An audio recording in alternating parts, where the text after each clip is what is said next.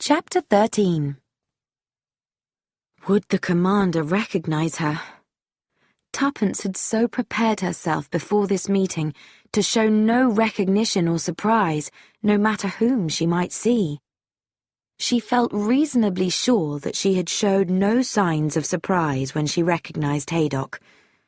She rose to her feet and stood there, standing in a respectful attitude. "So, you have arrived," said the commander. He spoke in English, and his manner was exactly the same as usual. "Yes," said Tuppence. "Nurse Elton."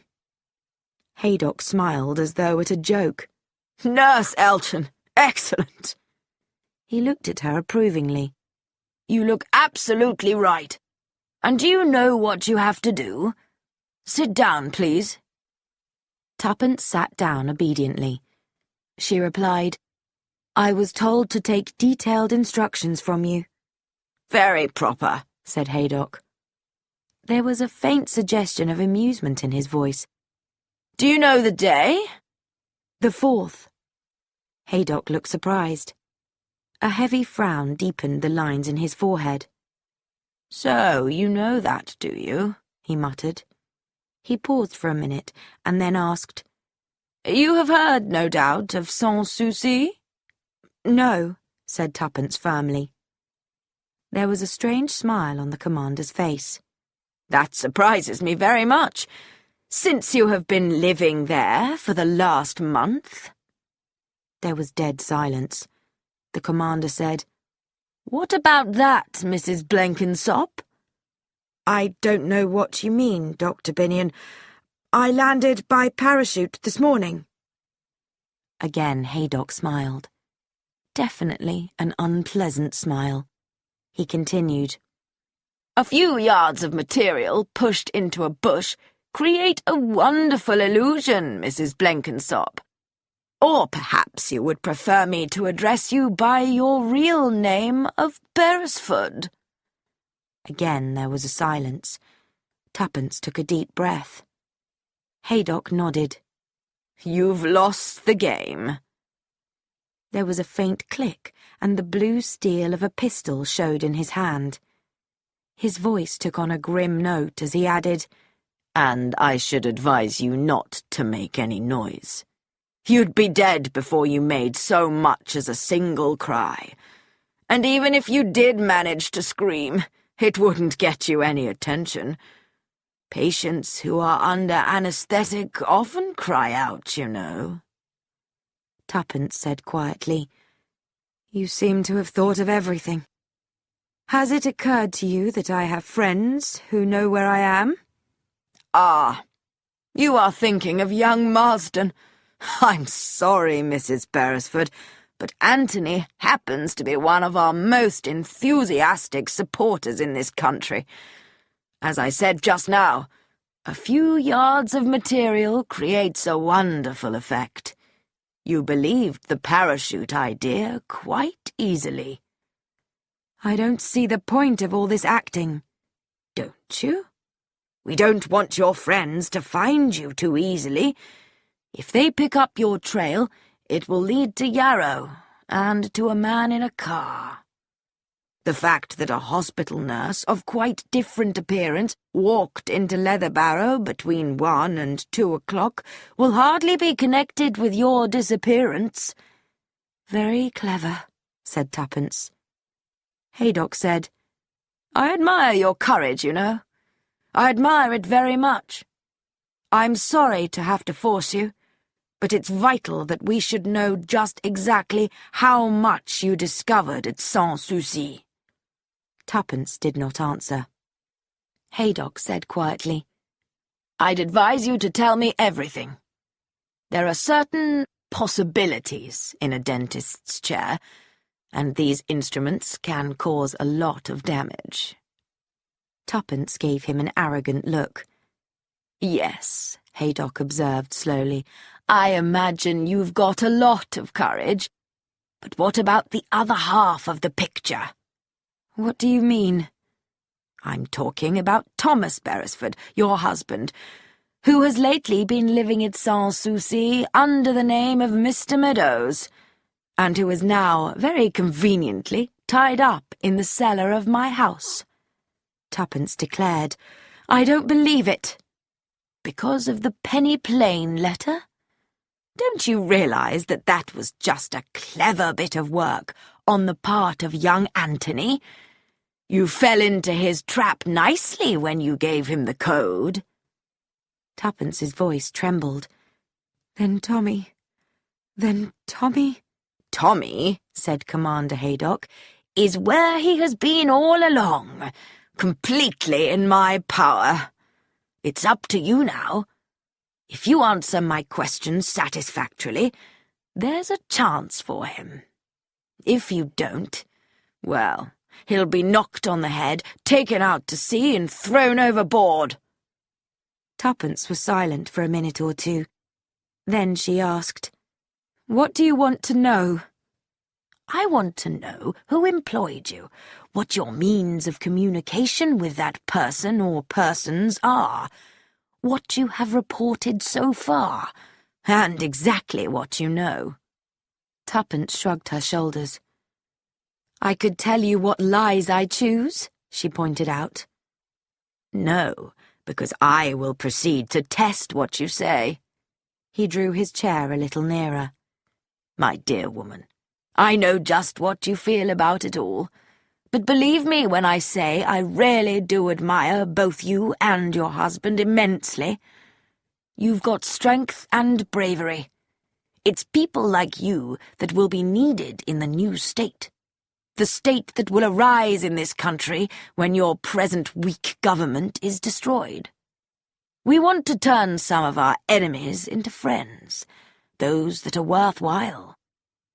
If I have to give the order that ends your husband's life, I will do it. It's my duty. But I will feel really bad about having to do so. He's a fine fellow. Let me explain what so few people in this country seem to understand. Our leader does not intend to conquer this country. He intends to create a new Britain, a Britain strong in its own power, ruled not by Germans, but by Englishmen. And the best type of Englishmen. Englishmen with brains and education and courage. A brave new world, as Shakespeare puts it. We want no more confusion and inefficiency. And in this new state, we want people like you and your husband, brave and intelligent enemies, to be our friends. You would be surprised if you knew how many there are in this country, as there are in other countries, who have sympathy with us and believe in our aims. Between us all, we will create a new Europe, a Europe of peace and progress. Try and see it that way, because I assure you, it is that way." His voice was mesmerizing, and he looked the perfect picture of an honest British sailor. Tuppence stared at him and searched her mind for an appropriate phrase. She was only able to find one that was both childish and rude.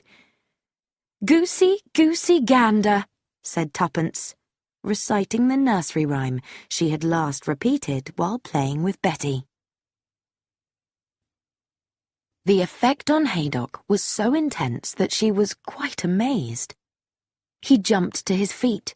His face went dark purple with anger, and in a second all resemblance to a cheerful British sailor had vanished. She saw what Tommy had once seen, an angry Prussian officer. He swore at her fluently in German. Then, changing to English, he shouted, "You dangerous little fool!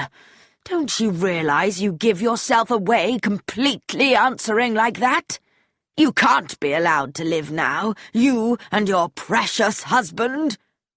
Raising his voice, he called, "Anna!" The woman came into the room. Haydock pushed the pistol into her hand. "Watch her! Shoot if necessary!" He went out of the room. Tuppence looked at Anna, who stood in front of her with an expressionless face. Would you really shoot me? Anna answered quietly. In the last war, my son was killed, my Otto. I was 38 then. I am 62 now, but I have not forgotten. Tuppence looked at the broad face. It reminded her of the Polish woman, Wanda Polonska. She had that same frightening determination.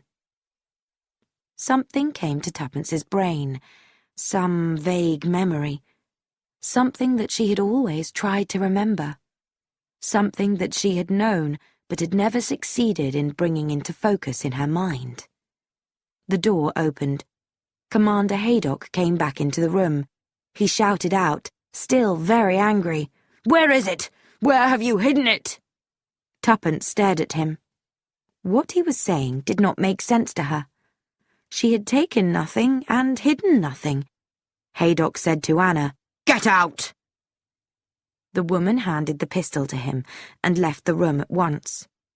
Haydock threw himself into a chair and seemed to be trying hard to control himself. He said, "You can't escape, you know. I've got you, and I've got ways of making people speak. Not pretty ways. You'll have to tell the truth in the end. Now then, what have you done with it?" Tuppence was quick to see that here, at least, was something that gave her the possibility of bargaining. If only she could work out what it was she was supposed to have in her possession. She said cautiously, "How do you know I've got it?" "From what you said, you silly little fool. You haven't got it on you, that we know, since you changed completely into this nurse's uniform." "Suppose I posted it to someone," said Tuppence. "Don't be an idiot. Everything you posted since yesterday has been examined. You didn't post it. No. There's only one thing you could have done. Hidden it in Sans-Souci before you left this morning. I give you just 3 minutes to tell me where that hiding place is." He put his watch down on the table. 3 minutes, Mrs. Thomas Beresford." The clock above the fireplace ticked. Tuppence sat quite still, with a blank, expressionless face. It didn't show the thoughts racing behind it. In a flash of understanding, she saw everything, and realized at last who was the center of the whole organization. It came as quite a shock to her when Haydock said, 10 seconds more. As if in a dream, she watched him, saw the arm holding the pistol rise, heard him count. 1, 2, 3, 4, 5. He had reached 8 when the shot rang out, and he collapsed forward on his chair, a puzzled expression on his broad red face. He had been so focused on watching his victim that he had been unaware of the door behind him opening. In a flash, Tuppence was on her feet. She pushed her way past the uniformed men in the doorway and took hold urgently of an arm belonging to someone she knew. "Mr. Grant!" Yes, my dear. It's all right now. You've been wonderful." Tuppence ignored these reassurances. "Quick! There's no time to lose. You've got a car here?" "Yes." He stared at her. "A fast one?" "We must get to Sans-Souci at once. If only we're in time, before they telephone here and get no answer." 2 minutes later, they were in the car, and it was making its way through the streets of Leatherbarrow. Then they were out in the open country, moving fast. Mr. Grant asked no questions. He was content to sit quietly whilst Tuppence watched the speedometer in an agony of fear. The driver had been given his orders, and he drove with all the speed the car was capable of. Tuppence only spoke once. "Tommy?" "He's quite all right. He was rescued half an hour ago." She nodded. Now at last they were nearing Leahampton. The car raced and twisted through the town, then up the hill. Tuppence jumped out, and she and Mr. Grant ran up the drive. The hall door, as usual, was open. There was no one in sight. Tuppence ran lightly up the stairs. She glanced inside her own room as she passed it, and noted the open drawers and untidy bed. She nodded to herself and passed on along the upper hall and into the room occupied by Mr. and Mrs. Cayley. The room was empty. It looked peaceful and smelt slightly of medicines. Tuppence ran across to the bed and pulled at the coverings. They fell to the ground, and Tuppence put her hand under the mattress. She turned triumphantly to Mr. Grant with a well-worn child's picture book in her hand. "Here you are. It's all in here." "What on earth?" They turned. Mrs. Sproat was standing in the doorway staring at them. "And now," said Tuppence, "let me introduce you to M. Yes, Mrs. Sproat. I should have known all along." It was left to Mrs. Cayley, arriving in the doorway a moment later, to introduce the appropriate anticlimax.